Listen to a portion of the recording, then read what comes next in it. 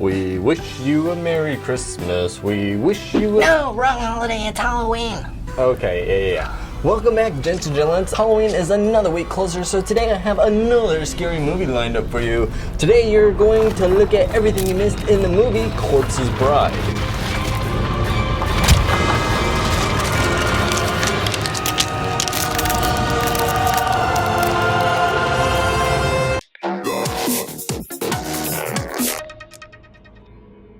Do you want to win a $25 Amazon gift card? I'll tell you how you can win in just a moment. But first, often people think that The Corpse's Bride was an animated story, kind of like Toy Story with all computers. But it was actually stop motion film like Wallace and Gromit or something like that.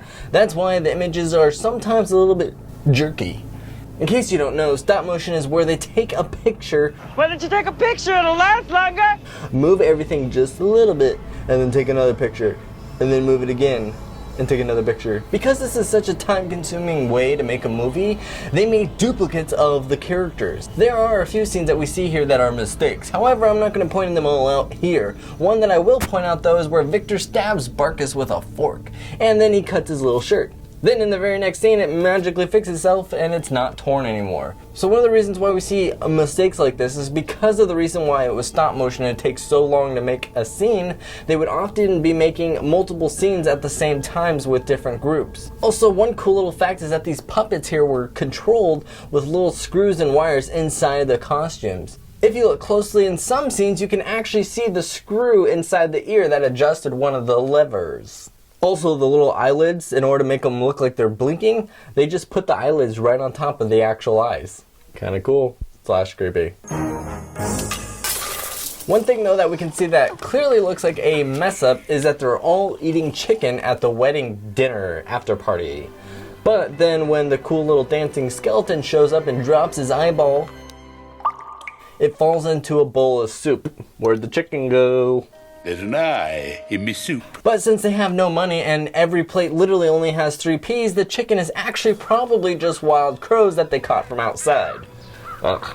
Now for this next one, I'm going to be doing some stretching here because in case you don't know, there isn't any sort of cheat sheet to all these Easter eggs. So follow me along here and you might agree. Where were we? Now this guy here is named Scissorhead, and later on we find out he's a grandpa. Now we know Tim Burton made The Corpse's Bride. He also made another movie called Edward Scissorhands. So how do I think a grandpa died? By getting a haircut from Edward Scissorhands. Why would Edward Scissorhands be a barber? You know our favorite pirate Johnny Depp, right? But you have heard of me. Well, he played the role of Edward Scissorhands, and later on he played the role of the barber in Sweeney Todd. And all 3 of these films were created by Tim Burton. Connections.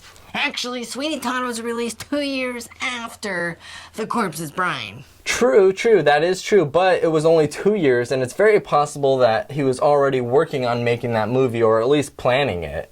Yeah, I guess that's a possibility. Carry on. Thanks for your approval.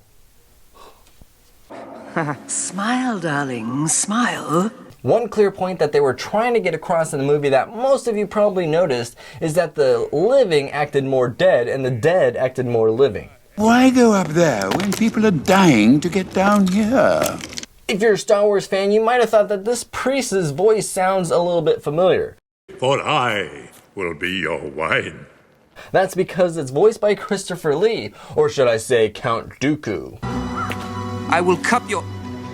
Oh, goodness. As a kid, you might have missed this reference, but of course we have to put adult humor in these movies. One of the ways that they're getting the bride's veil to float like that, even though it's stop motion and nothing's moving, is they have a hidden wire inside of the veil all around the edges. You can see it there. Survey time. This one's a little easier today. What did you think of the movie Corpse Bride? Did you watch it? Did you not like it? Did you like it? Did you love it? Now this is probably one of the most liked songs of the movie, but I think that the piano player is an Easter egg to the late Ray Charles, a blind piano player that always wore dark sunglasses just like that. Listen. We all love dogs here, right? So we have to talk about Victor's dog, Scraps. It seems like that's a random key point in the movie and it wasn't even explained, right? Well, actually in the beginning of the movie we see Scraps in a picture with Victor as a boy.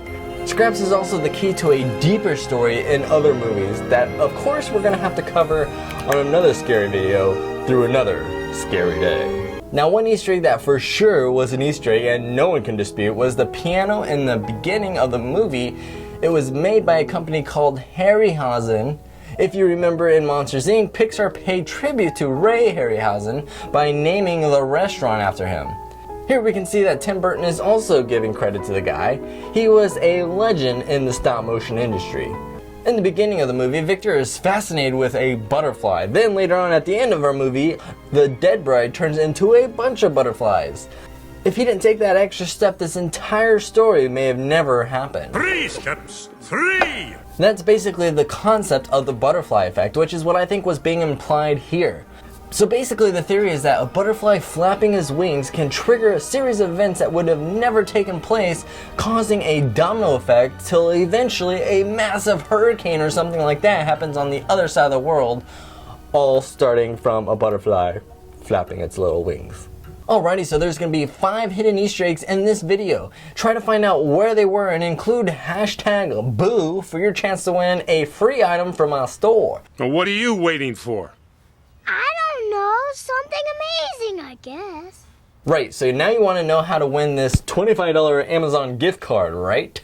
Well, if you followed me on Snapchat, Twitter, Instagram, or Facebook, you would have already gotten a head start on entering to win for this contest. That's right, people have already started. Simply go to crazynate.com and enter to win. A little tip though, if you see a 0 right here, that means you're not doing something right. If you need help figuring out how to enter and it's a little bit confusing for you, go to my second channel. I'll put a link in the description and I have a more laid out description of how this little concept works. But the system is completely random and it'll randomly pick a winner. The more times you enter, the better your chances to win. And yes, you can enter in again every single day. So that sounds awesome. Now I'm going to be announcing the winner on Facebook, so if you actually want to be notified when you win, if you did win, you probably want to be following me on Facebook. Thanks for destroying that like button and click that little bell down there so you're first to find out about more contests in the future. And let me know what movie you want to see next in the comments below. Remember, share a smile, they are contagious.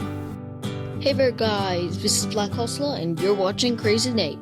Make sure to share a smile as they are contagious.